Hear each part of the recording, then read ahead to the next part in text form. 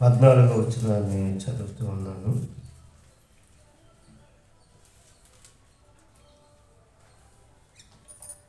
నేడు ఈ ప్రదేశము నుండి నన్ను వెళ్ళగొట్టితివి, నీ సన్నిధికి రాకుండా వెలివేయబడి దిగులు పడుచు భూమి మీద దేశ దిమ్మరని ఎందును. కావున నన్ను కనుగొన్నవాడు ఎవడో నన్ను చంపునని యెహోవాతో అనెను. చిన్న యొక్క సన్నిధిలో మన గత కాలంలో కయీను యొక్క జీవిత విధానాల్లో ఒకటి మనం తీసుకున్నాం. మొదటి ప్రసంగం ఏమిటి అంటే కోపం వలన వచ్చు పాపము కదా. కోపం, కయీను యొక్క కోపము తనతో ఎలాంటి పాపాలు చేయించిందో మనం విన్నాం. అది మొదటి ప్రసంగం.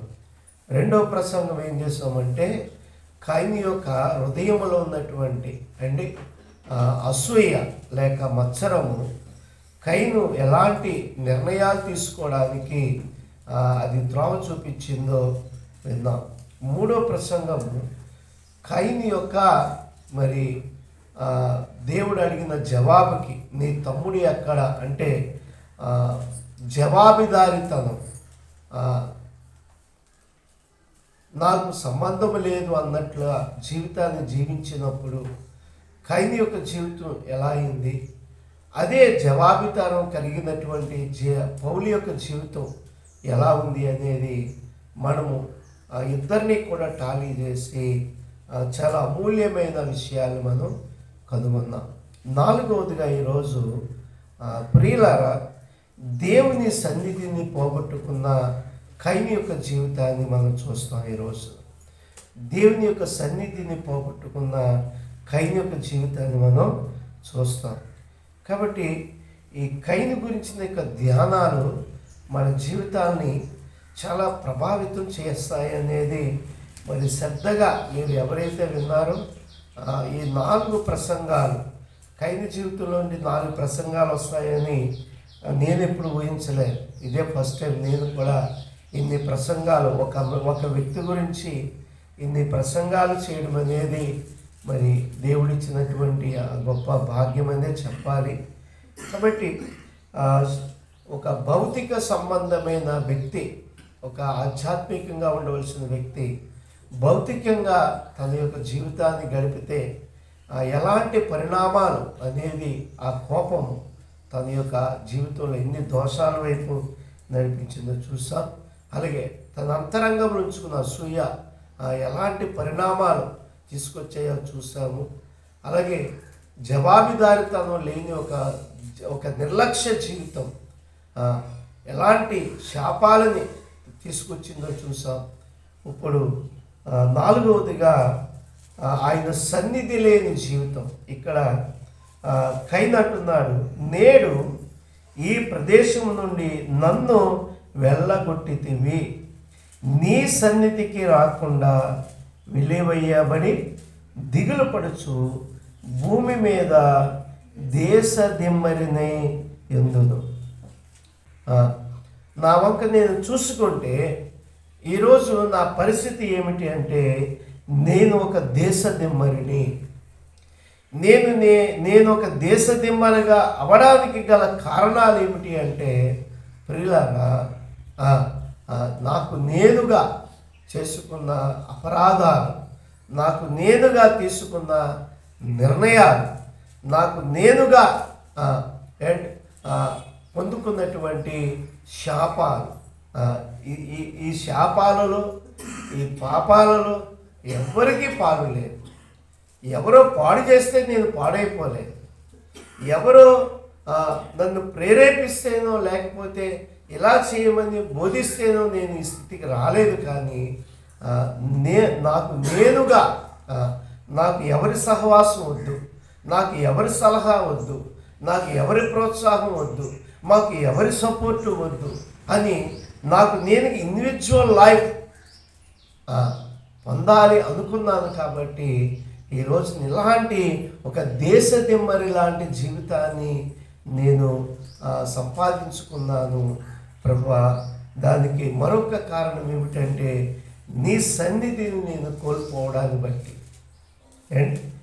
నీవు నీ సన్నిధికి రాకుండా వెలివేయబడి కాబట్టి ప్రియులారా, దేవుడు తన సన్నిధిలో నుండి బయటికి త్రోసివేయడాన్ని బట్టి కదా. కాబట్టి ప్రియులారా, ఇక్కడ చాలా ప్రాముఖ్యమైన విషయం. ప్రభు 14వ వచనంలో తనకి మరొక అవకాశం ఇవ్వాలి అన్నట్లుగానే 12వ వచనంలో చూడండి, ఆయన అంటాడు, నీవు నేలను సేద్యపరిచినప్పుడు అది తన సారమును ఇక మీదట నీకు ఇయ్యదు. ఏంటంట? అది తన సారముని ఇక మీదట నీకు ఇయ్యదు. కైను, నువ్వింత ఘోరమైన పాపానికి ఒడిగట్టావు కదా, ఇంత నాశనకరమైన నిర్ణయాలని నీ హృదయంలో దాచుకున్నావు కదా, మరి నువ్వు ఒక వ్యవసాయదారుడివి, 10 మందికి ఆహారం పెట్టే వ్యక్తిగా నీవు ఉన్నావు కదా, మరి 10 మందికి ఆహారం పెట్టాలి అంటే ఆ ఆహారం ఎలా ఉండాలంటే సారము కలిగినదిగా ఉండాలి. ఎలా ఉండాలి? సారము కలిగినదిగా ఉండాలి. కాబట్టి నీ పాపము నీవు ఎలాంటి ఆహారాన్ని చేసే వ్యక్తిగా లేక సంపాదించే వ్యక్తిగా నిన్ను చేస్తుంది అంటే సారము లేని ఆహారం ఇతరులకి పంచిపెట్టే వ్యక్తిగా. ఈ రోజున చూడండి, మనం చాలాసార్లు చెప్పుకుంటాం, పూర్వం ఆ రైస్ అని ఈ రైస్ అని ఏముండేది కదా, ఒకటే రైస్ అందరికీ. భారతదేశంలో ఉన్న ప్రజలందరికీ ఒక్కటే రైస్ ఉండేది. ఏంటి ఇప్పుడు ఇన్ని రకాలైన రైసులు వచ్చేసింది. ఏంటి ఆ రైసు, ఆ ఒక్క రైసే ఏంటి తినే వ్యక్తులు అందరూ ఆరోగ్యంగానే ఉండేవారు. ఆ దేశమనే లేదు, ఈ దేశం లేదు, ఆ రాష్ట్రం లేదు, ఈ రాష్ట్రం లేదు. ఏంటి పంజాబ్ రాష్ట్రంలో ఆరోగ్యంగా ఉండేవారు, ఆంధ్ర రాష్ట్రంలో ఆరోగ్యంగా ఉండేవారు. సంవత్సరానికి ఒక పంట వేసుకోవాలి. ఏంటి కానీ ఆ ఒక్క పంట ఏంటి ఎలాంటి కల్మషం లేని పంట. కేవలం దేవుడు ఆకాశం వర్షం కురిపించేవాడు, భూమి సారం ఇచ్చి పండించే. ఇప్పుడు సంవత్సరంలో 3 పంటలు పండిస్తున్నారు, లేక 2 పంటలు పండిస్తున్నారు.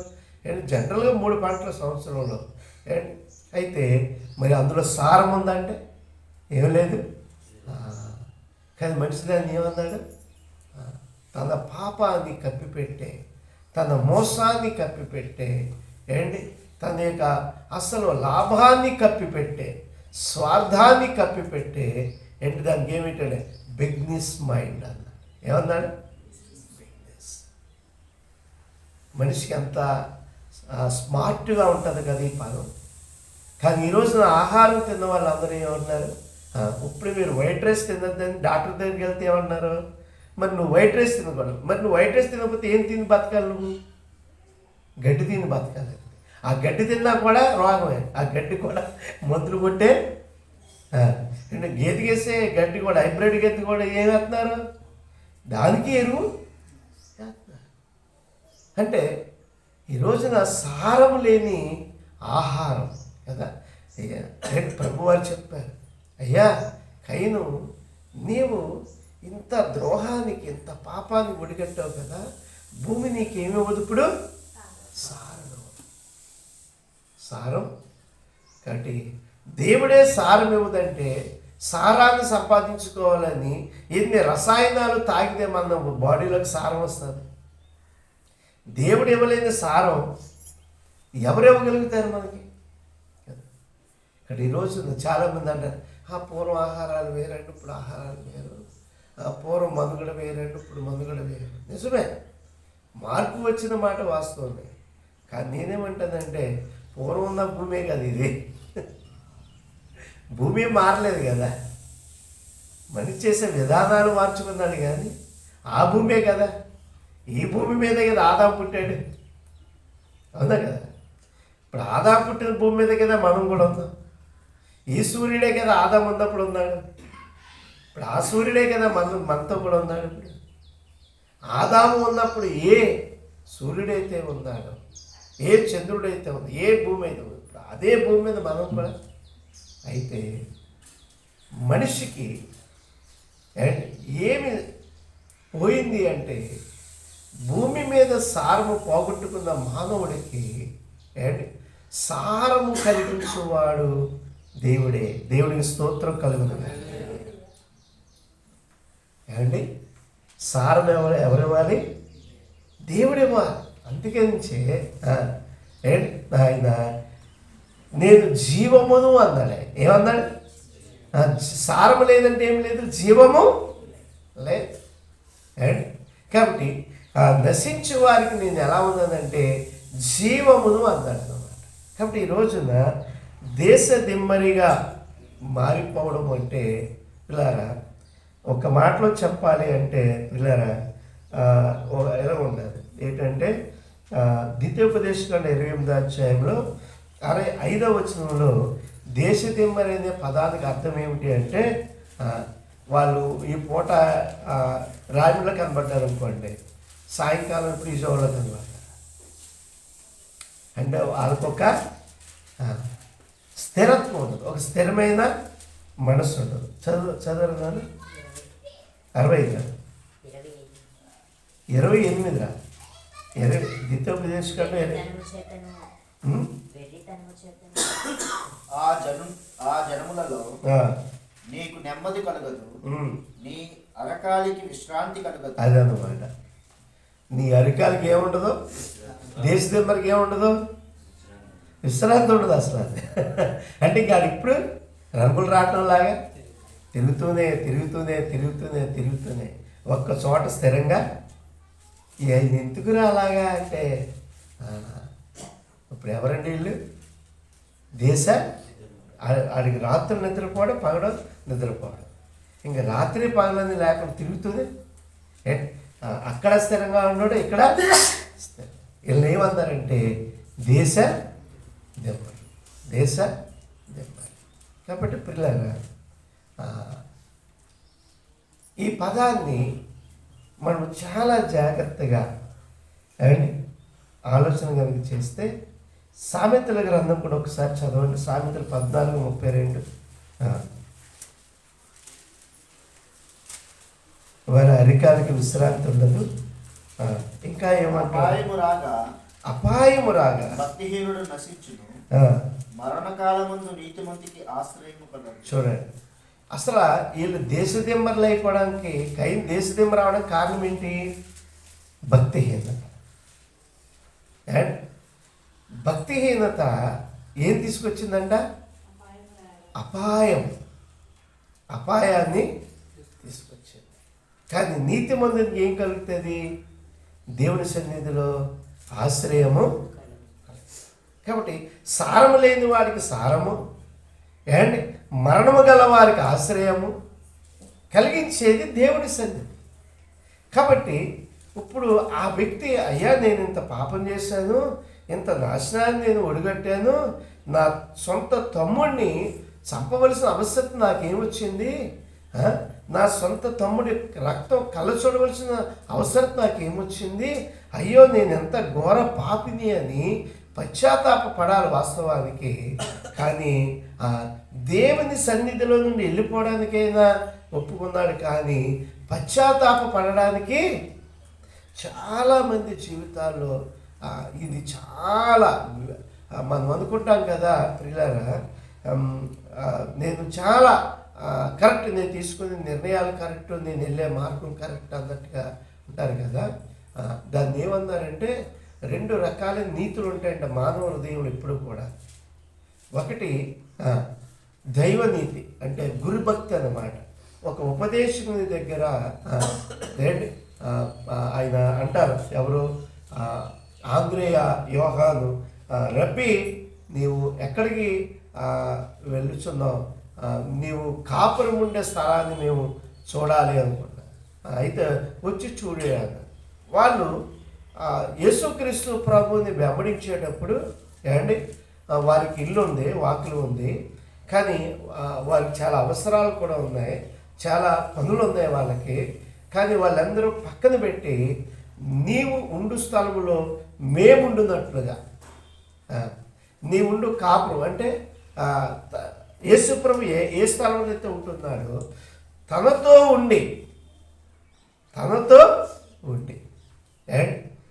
గురుభక్తి అంటే ఒక గురువు దగ్గర పూర్వం గురుకులాలు ఉండి ఎవరైనా విద్య నేర్చుకోవాలంటే తల్లిదండ్రులు విడిచిపెట్టి ఆ గురుకులానికి వెళ్ళి కొన్ని సంవత్సరాలు అక్కడే ఉండి ఆ విద్యాభ్యాసం పూర్తయ్యాక అక్కడి నుంచి గురుకులం నుంచి ఇంటికి వాళ్ళు స్వస్థలానికి వచ్చేవారు అనమాట. కానీ ఈ రోజున గురుభక్తి ఏమైపోయిందంటే స్వభక్తి అయిపోయింది. గురుభక్తి ఏమైంది అంటే నీది ఏదైతే విడిచిపెట్టాలో విడిచిపెట్టవసరం లేకుండానే ఏమండి నీవు భక్తిని చెయ్యొచ్చు. కాబట్టి దాన్ని ఏమన్నారంటే స్వనీతి. ఏ నీతి ఇది? స్వనీతి. చాలామంది చర్చికి వెళ్తేనే ప్రార్థన ఏంటరా, ఇంట్లో చేసుకుంటే ప్రార్థన కదా, బైబిల్ చదువుకుంటే దేవుడు మనకు అర్థం కాడేంటి, అక్కడికి వెళ్ళి వింటేనే మనకు అర్థమవుతాడేంటి కదా. అంటే ఇదేం నీతి బైబిల్ ఎక్కడైనా ఉందా? బైబిల్లో ఎక్కడైనా ఇలాంటి రిఫరెన్స్ సపోర్ట్ చేసే మాట ఉంటుందా? మరి ఎక్కడి నుంచి వచ్చింది ఇది?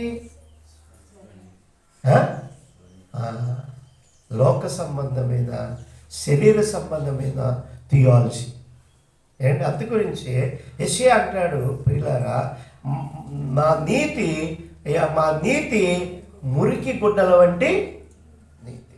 ఏ నీతి అంటే ఇది?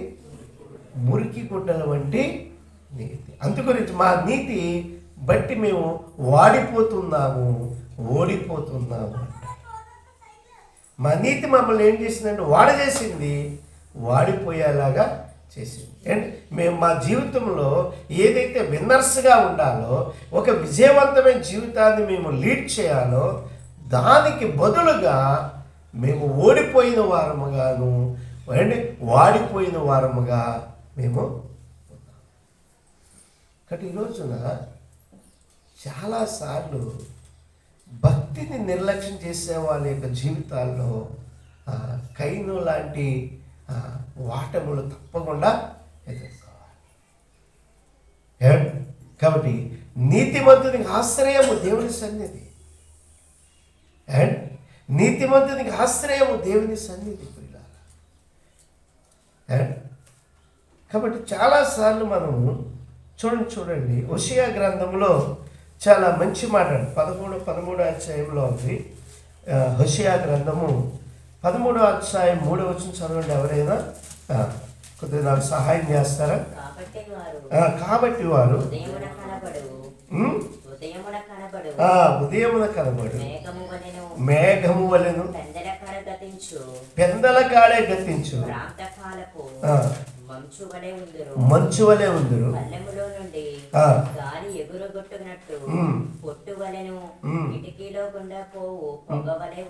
పొగవలే. ఎవరండి వీళ్ళు? భక్తిహీనత. ఎవరండి వీళ్ళు?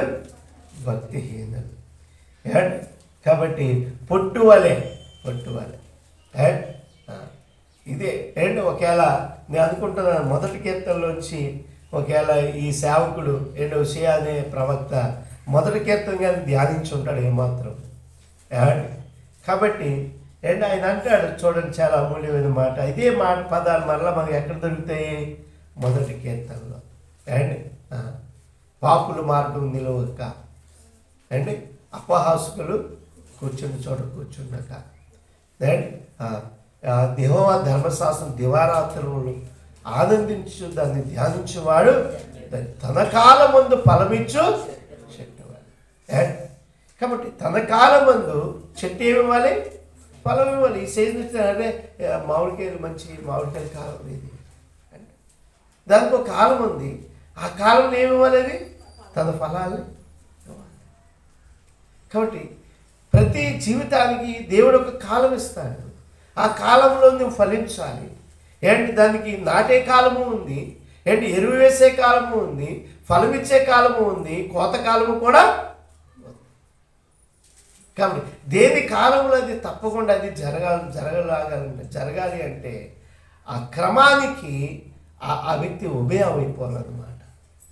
కాబట్టి స్వనీతి ఉన్నప్పుడు ఆ స్వనీతి మనల్ని ఆ కాలానికి అనుగుణంగా ఉండడానికి సరైన వ్యక్తులుగా మనం ఉండకుండా మన స్వనీతి మనల్ని ఏం చేస్తుందంటే తప్పు త్రావుని. కైన్ అదే చేశారు. అండ్ ఒకే తండ్రికి పుట్టారు, ఒకే తల్లి పాలు తాగారు ఇద్దరు. అండ్ కానీ విభిన్నమైన స్వభావాలు, విభిన్నమైన ఆలోచనలు కదా. అండ్ మార్తా మరియలు ఒకే తల్లికి పుట్టారు అండ్ ఒకేలాగా పెరిగారు, కానీ ఒకే సేవకుని దగ్గర ఉన్నారు, కానీ విభిన్నమైన. ఒకరేమో పనుల భారము, మరొకరికి వాక్య భారము. దేన్ని మెచ్చుకున్నారు యేసుప్రభు వారు? పనుల భారాన్ని మెచ్చుకున్నాడా? అలాగని పని చేయొద్దని కాదు ఆయన అర్థం. కాబట్టి దేవుని నీ వద్దకి సేవకుడు వచ్చినప్పుడు మరి ఏం చేసింది? సేవకుడు వెళ్ళిపోయాక ఇంకా ఎన్ని రోజులైనా మనం ఏం చేసుకోవచ్చు? మళ్ళీ సేవకుడు వచ్చేదాకా ఎన్ని రోజులైనా మరలా మనం పని చేసుకోవచ్చు. కానీ ఆయన వచ్చినప్పుడు ఆయన మరలా మన దగ్గర నుంచి వెళ్ళిపోతాడు కదా. ఆయన వచ్చినప్పుడు ఆయన యొక్క మాటలు శ్రద్ధగా విని, కాబట్టి మరి ఆ ఉత్తమమైన దాన్ని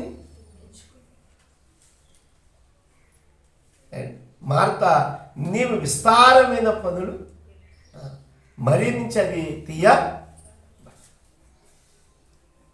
కాబట్టి ఏ సమయము దేనికి ఇవ్వాలో చాలామందికి జ్ఞానం ఉండాలి. ఏ నిర్ణయాన్ని ఎలా తీసుకోవాలో చాలామందికి జ్ఞానం ఉండాలి. కడుపులో ఈ రోజున మనము చాలా చాలా ఒక క్రైస్తవుడు అంటే చాలా ఇంటెలిజెంట్గా ఆలోచించాలి. మనం సమయం ఎవరికి ఇస్తున్నాం? మన సమయాన్ని, మన ప్రార్థనా సమయం ఎంత, వాక్య ధ్యాన సమయం ఎంత, దేవునితో గడిపే సమయం ఎంత, సహవాసంలో గడిపే సమయం ఎంత, లోకముతో గడిపే సమయం ఎంత, లోక స్నేహంతో గడిపే సమయం ఎంత. అండ్ ఎవరైనా దారిని వెళ్ళిపోయేవాడు కళ్ళమండి, మీరు గంటలు గంటలు తరబడి వాళ్ళతో మాట్లాడతారు. అదే ఒక సహోదరుడు సహవాసంలో, బ్రదరు ఎలా ఉన్నారు, ఏంటి సిస్టర్ అనండి, 5 నిమిషాల్లో మాటలు అయిపోతాయి. 5 minutes మాటలు మొత్తం క్లోజ్ అయిపోతాయి. అదే ఒక లోకస్తుడికి వెళ్ళామండి, ఎన్ని గంటలు అక్కడ మనం స్పెండ్ చేస్తామంటే అక్కర ఉన్నవి, అక్కర్లేనివి ఎన్నో విషయాలు కలగజేసుకుని, ఎన్నో పదాలు కలగజేసుకుని మన మాటలో. కాబట్టి ప్రియులారా, ప్రభుతో గడపవలసిన కైను ఏమండి కోపంతో గడుపుతున్నాడు, ఏమండి నాశనంతో గడుపుతున్నాడు, ఏమండి భయంకరమైనటువంటి దేవుడి సన్నిధి లేని దేశాలతో లేక ఈ భూసంచారముతో ఆయన గడపడానికి తను తాను అప్పగించుకున్నాడు. పైగా ఆయన అంటున్నాడు ప్రియులారా, చాలా భయంకరమైన మాట కదా. నీవు నీ సన్నిధి నన్ను త్రోసివేసావు కదా నాయన. అండ్ ప్రభు త్రోసివేశాడా? ఆయన వెళ్ళిపోయాడు బయటికి. అండ్ నీవు సత్క్రియ చేసిన అట్లా నీవు తల. కానీ ఈ రోజున ఏది సత్క్రియో అది చేయకుండా, కాబట్టి ఈ రోజున మనం చాలా జాగ్రత్తగా ఆలోచించాలి. దేశ దిమ్మరిగా కైను పాపం చేసి దేశ దిమ్మరయ్యాడు. కానీ దేశ దిమ్మరిగా అంటే ఈ రోజున ఇప్పుడు చాలామంది ఇప్పుడు బిజినెస్ చేసేవాళ్ళు ఉంటారు. వారు ఉదయం ఇప్పుడు ఎక్కడ దాకా రోజున ఎవరి కోసం తిరుగుతున్నావు నువ్వు అనేది పాయింట్. ఏంటి కైన్ ఎందుకోసం తిరిగాడు? పాపము చేయడానికి, పాపాన్ని వెదజల్లడానికి, పాపాన్ని స్పెండ్ చేయడానికి తిరిగాడు. కానీ యేసుక్రీస్తు ప్రభువులు మనలో కూడా తిరగమన్నారు. ఇదిగో మీరు భూతిగాంతున్న దాకా వెళ్ళండి. దేనికి వెళ్ళమన్నాడు?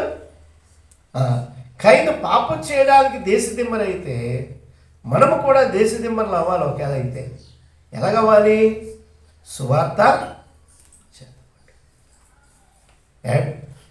ఒక గ్రామం నుండి మరో గ్రామానికి, ఒక దేశం నుండి మరొక దేశానికి, ఒక రాష్ట్రం నుండి మరో రాష్ట్రానికి మనం కూడా ఏం చేయాలి? సంచారం చేయాలి. ప్రియులారా, ఆ రోజు కయ్యను నువ్వు దేశదిమ్మరం అయితే అయ్యావురా, అరే నేను ఇలా పాపం చేసి, నేను దేవునికి విరోధంగా పాపం చేసి, నా స్వనీతిని ఆధారం చేసుకుని, ఇదిగో నేను ఎలా పాడైపోయిందయ్యా, ఇదిగో నాకులా మీరెవరు ఉండద్దయ్యా అని ఇతరులకి నీ సాక్ష్యాన్ని పంచి, ఒకవేళ అలా పంచుతూ తిరిగి ఉంటే ఈరోజు కయ్యను కోసం ఎలా రాయబడి, ప్రభా నీ సన్నిధిలో త్రోసివేస్తా, అయితే మళ్ళీ నీ పని చేయకుండా నేను ఉండగలుగుతానా?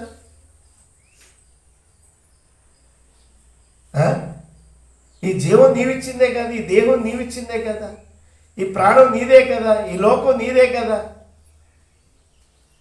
కాబట్టి నీకోసం నేను సాక్ష్యం లేకుండా నువ్వు కాదంటే మట్టుకు నేను ఉండగలుగుతానా అని ఒకవేళ కయ్యను తిరుగుంటే, ఒకవేళ ఈ యొక్క అధ్యాయంలో ఒక వేరుగా రాయబడి ఉండేదేమో. ఒకవేళ ఈ రోజున మనం తీసుకునే నిర్ణయాలు ప్రియులారా, అందుకని ఎవని పేరు జీవగ్రంథంలో రాయబడిందో, కాబట్టి ఆయన రాస్తున్నాడు. కానీ ఏమని రాస్తున్నాడు ఈ రోజున? ఏమని నీ గురించి ఏమని రాయాలని నువ్వు నిర్ణయం తీసుకుంటున్నావు? కయ్యను కొరకైతే దేశ దిమ్మరైన వాడు, దేవుని సన్నిధిలో వెలివేయబడిన వాడు, తను పండించే పంటలో సారము పొందలేని వాడు, నెమ్మది లేనివాడు, విశ్రాంతి లేనివాడు, అశాంతితో నింపబడిన వాడు అని కయ్యను కొరకు రాయబడింది. మరి నీ కొరకు ఏమి రాయబడాలి? నీ కొరకు ఏమి రాస్తే బాగుంటుంది అసలు? చూడండి 51వ కీర్తన 11వ ఒకసారి ఇస్తారు ఎవరైనా? చాలా అమూల్యమైన మాటలు, ఏమి రాస్తే బాగుంటారో చూడండి. సేమ్ సిచ్యువేషన్ ఇది కూడా. అండ్ కయ్యను సన్నిధిలో త్రోసివేశాడు ఆయన. ఇప్పుడు పాపం చేసినటువంటి దావీదును కూడా అదే సిచ్యువేషన్. ఇప్పుడు దావీదు కూడా ఆ సిచ్యువేషన్లోనే ఉన్నాడు. అండ్ కయ్యను యొక్క రియాక్షన్ ఏంటి, దావీదు యొక్క రియాక్షన్ చూడండి ఇక్కడ ఎలాగుందో. చూడండి ఏమంటున్నాడు ఇక్కడ 3వ వచనంలో, నా అతిక్రమములు నాకు తెలిసై ఉన్నవి, నా పాపం ఎల్లప్పుడు నీకు, కేవలం నీకు విరోధంగా నేను పాపము నీ దృష్టి ఎదుట నేను చెడుతనము చేసి ఉంటాను. కాబట్టి నేను ఆజ్ఞ ఇచ్చినప్పుడు నీవు నీతిమంతుడుగా అగుపడు, తీర్పు తీర్చినప్పుడు నీవు నిర్మలుడుగా. మరి ఈయన కూడా మరి ఆ ఆదాములోంచి వచ్చిన మనిషి కదండి ఈయన. దావీదు ఎవరు? ఆదాములోంచి వచ్చిన భాగమే కదా. నేను కూడా ఆదాములోంచి వచ్చిన భాగమే కదా. మీరు కూడా ఆదాములోంచి వచ్చిన భాగమే కదా. మరి ఈయన స్పందన ఏంటి ఎలా ఉంది? ఈయన తప్పు చేయలేదా? ఈయన కయ్యను కంటే ఎక్కువ తప్పు చేశాడు. కయ్యను తన తమ్ముడినే చంపాడు, కానీ ఈయన ఏం చేశాడు? తన సైనికుడిని చంపాడు, సైనికుడు భార్యను కూడా పాడు చేశాడు. ఎంత దుర్మార్గుడు! ఎంత దుర్మార్గుడు ఈయన! కానీ ఈయన స్పందన ఎలా ఉంది ఇప్పుడు? దేవా, నేను నీకు విరోధంగా, మనుషులకి విరోధంగా పాపం చేశాను అనుకున్నాను, కానీ వాస్తవానికి ఎవరికి విరోధంగా నేను పాపం చేశానంటే కేవలం నీకు విరోధంగా నేను పాపం చేశాను. కాబట్టి దాన్ని అంటున్నాడు. దాన్ని బట్టి నాకు వచ్చిన తీర్పు ఏమిటంటే, అయ్యా నాకు తెలుసు నీ సన్నిధిలో నేను ఉండడానికి ఏమాత్రం అర్హుడిని కాదు ప్రభువా. నీ సన్నిధిలో నుండి నన్ను త్రోసివేయకయ్యా. అయ్యా నీ పరిశుద్ధాత్మ నుండి నా నుండి తీసివేయకయ్యా. నీ రక్షణతో మరలా నాకు పుట్టించుదేవా. Same situation. కయ్యను సిచ్యువేషన్ ఏదో, దావీదు సిచ్యువేషన్ కూడా అదే. కానీ ఈయన యొక్క ఆలోచన విధానం ఎలాగుంది, స్పందన ఎలాగుంది చూడండి. ఈయన రియాక్షన్ ఎలాగుంది, ఆయన రియాక్షన్. అరే బయటికి పోరంటే పోతాను, లెక్క ఏంటి అన్నదానికి ఎక్కడికి వెళ్తాను, నేను ఎందుకు వెళ్తాను అన్నదానికి ఎంత తేడా ఉంటుంది? ఉంటుందా ఉండదు? ఇప్పుడు తండ్రి కోపం వచ్చి అరే బయటకు పోరా అన్నాడు అంటే పోతాను, గడితో ఇక్కడ ఉంటే బతుకుతాను నేను అన్నదానికేని ఎక్కడికి వెళ్తాను నేను? నేను ఎందుకు వెళ్తాను అన్నదానికి ఎంత తేడా ఉంటుంది. కడుపులారా మందిరములు వీళ్ళిద్దరూ ఉంటారు, కైనులు ఉంటారు, దావీదులు కూడా. దావీదు అంటున్నాడు, నేను ఎక్కడికి పోతాను ప్రభు నీ సన్నిధిలో నుండి, నేను ఎక్కడికి వెళ్తాను, నువ్వు కొట్టు తిట్టు అంతే, అది ఆ సూర్యపట్టుకి ఆరబడుతుంది అంతే, నేను ఎక్కడ పోతాను.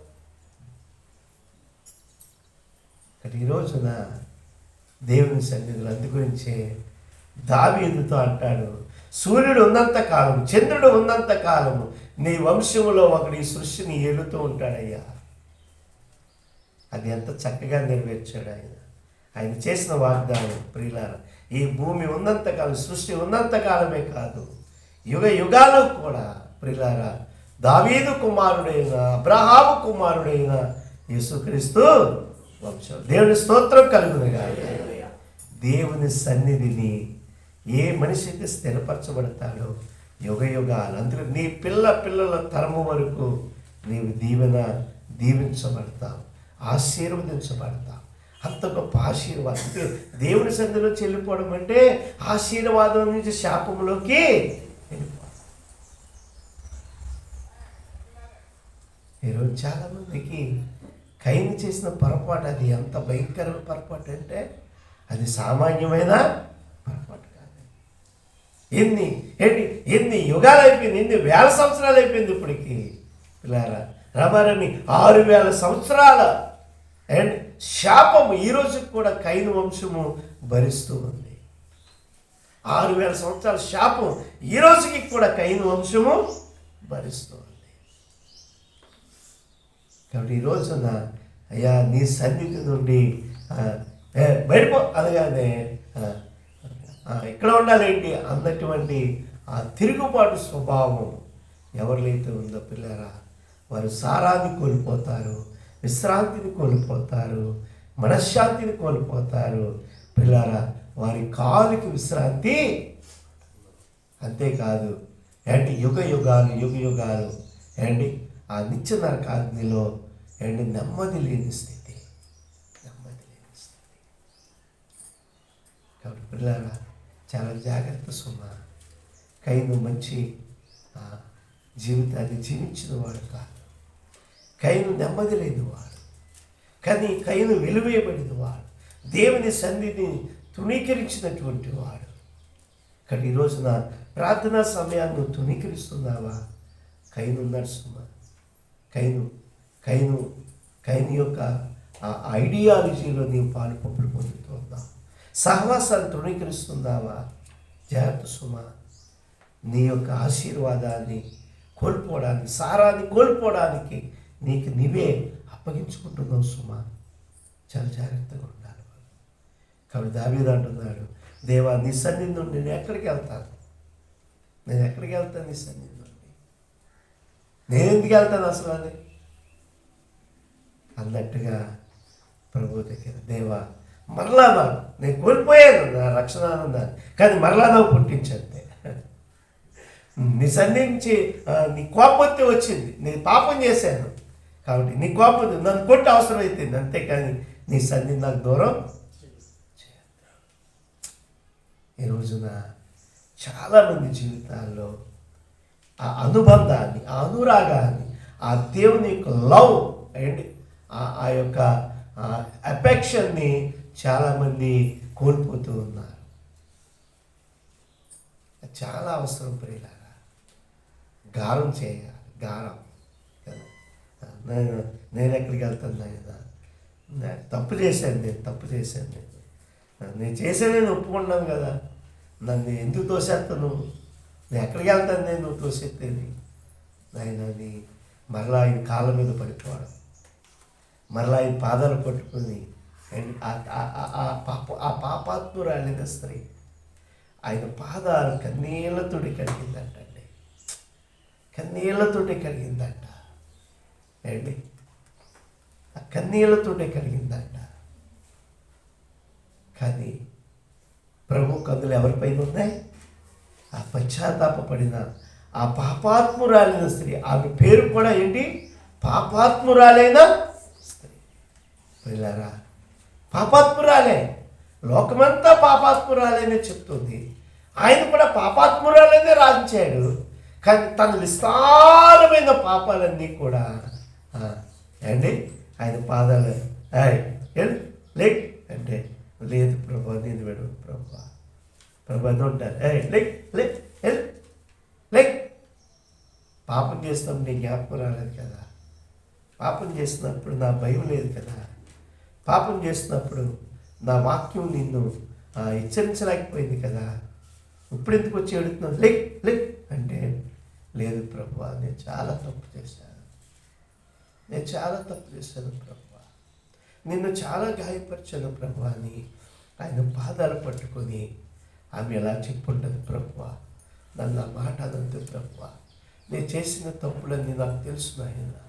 అయ్యా నేను చాలా దోషభరితురాలే బాబు, నీ వాక్యాన్ని చాలాసార్లు వ్యతిరేకించా, నీ దాసుని చాలాసార్లు వ్యతిరేకించా బాబు. అయ్యా నాయన దేవా నీ పాదాలు ముదురు అని మాత్రం నువ్వు అనంతు ప్రభు. అయ్యా నీ పాదాల దగ్గర అయ్యా నాయన నాకు స్థలం లేకపోతే నేను ఎక్కడికి పోగలను, నీ పాద సన్నిధే కదా నాయన. ఆయన పాదాల దగ్గర కన్నీరు కాచి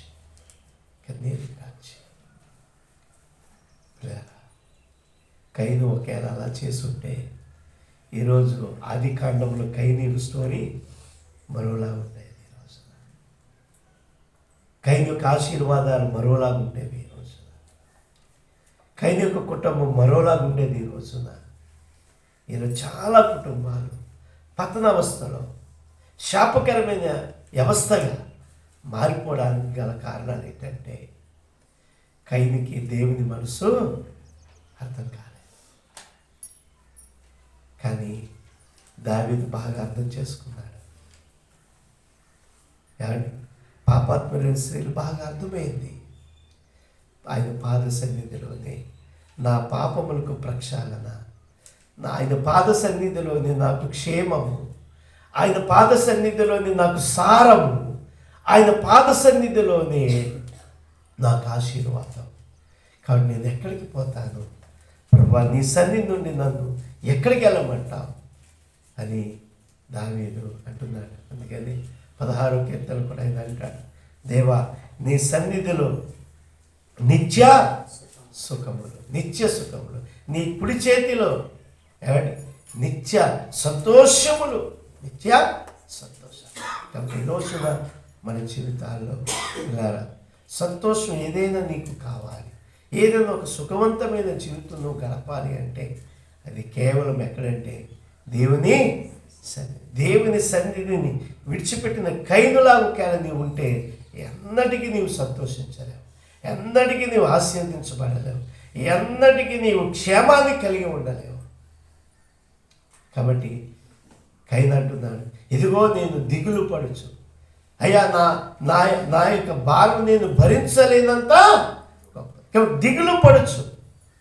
చాలామంది జీవితాలు దిగులు. తిన్నా దిగులే, తినకపోయినా దిగులే, పడుకున్నా దిగులే, మెలుకుకున్నా దిగులే. కానీ నీ జీవితం చాలా అందుకని పేతురు అంటాడు 3:9, ఇదిగో మీరు ఆశీర్వాదము కొరకే పిలవబడిన ఎఫెసీయులకు రాసిన ఆశీర్వాదానికి పిలువబడ్డాము. అంటే కైను వలె శాపగ్రస్తులుగా ఎలాగా నీవు మార్చబడిపోతావు అంటే కైను వంటి వారు మనం ఎప్పుడైతే ఉంటామో కైను వంటి శాపాలు కూడా మనకు అప్పుడే. అందు గురించి యోహాను వద్ద మీరు కైను వంటి వారై ఉండాలి, కైను వంటి వారై ఉండాలి. అంటే ఈరోజున పిల్లరా మన చేతుల మన నిర్ణయాలే మనల్ని శాపగ్రస్తులుగా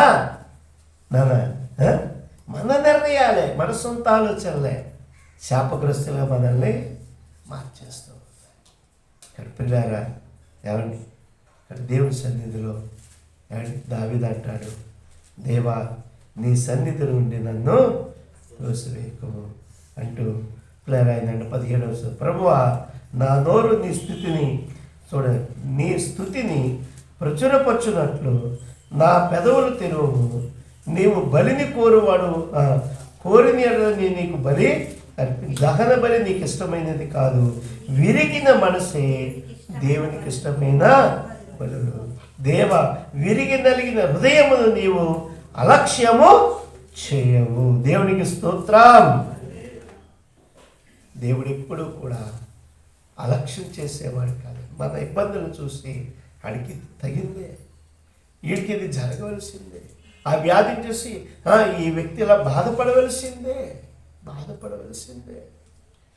అనుకునే దేవుడు కాదు.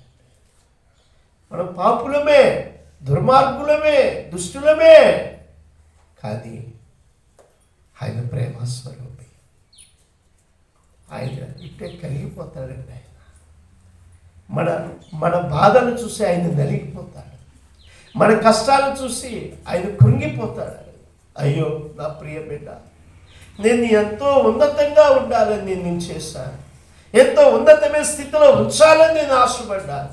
కానీ నీ నిర్ణయాలు, నీ ఆలోచనలు నా సన్నిధికి దూరమైపోయి ఈరోజు ఇన్ని కష్టాలు, ఇన్ని కన్నీళ్ళు, ఇన్ని అవమానాలు, ఇన్ని నిందలు నీకు అవసరమా అని ఆయన్ని పక్కనే ఉండి ఆయన కృంగిపోతున్నటువంటి వాడు.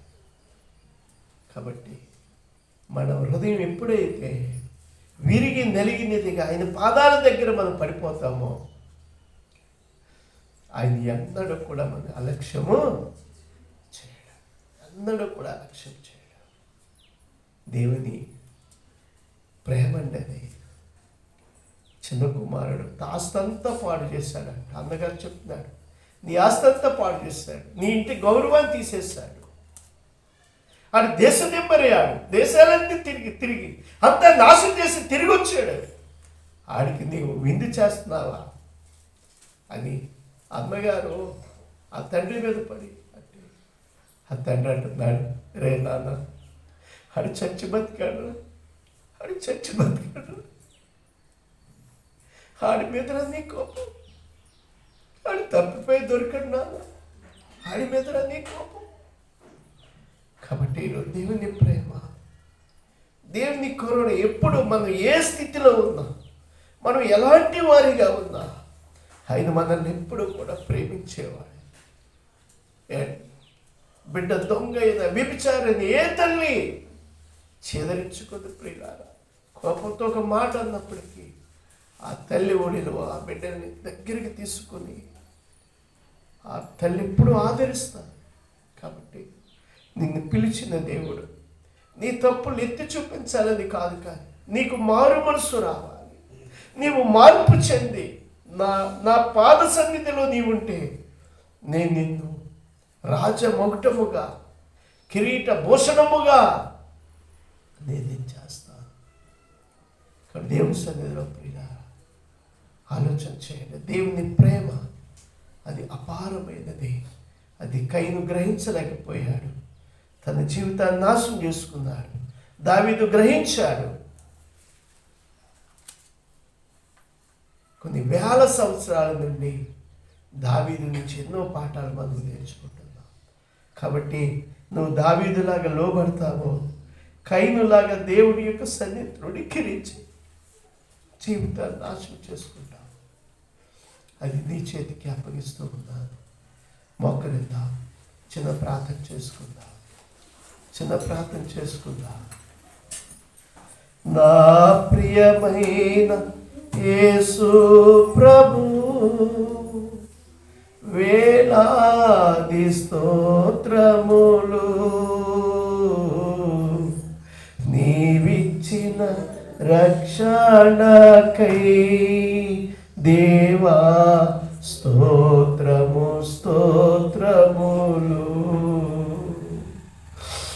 నీవు చేసిన ఉపకారముకై దేవా స్తోత్రములు.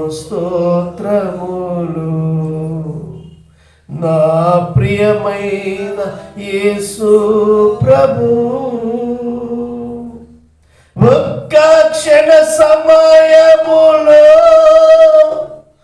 నశించు నా జీవితం,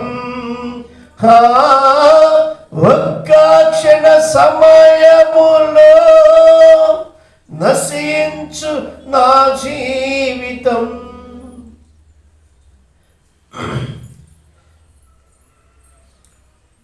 పరిశుద్ధుడైన ప్రేమ కలిగిన మా ప్రియ పరలోకమందున్న మా తండ్రి, నాయన